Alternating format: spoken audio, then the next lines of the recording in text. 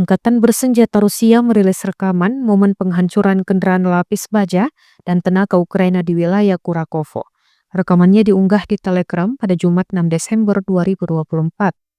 Dalam keterangan unggahan disebutkan, operator drone dari Batalion Tank Ketiga Angkatan Bersenjata Rusia berhasil melumpuhkan kendaraan lapis baja militer Ukraina, termasuk juga menghancurkan tempat perlindungan dan tenaga Kiev di Kurakovo menggunakan amunisi yang dijatuhkan. Tindakan efektif drone memungkinkan terjadinya kerusakan signifikan pada pasukan Ukraina dan memperkuat posisi pasukan Rusia di wilayah tersebut, klaim militer Rusia.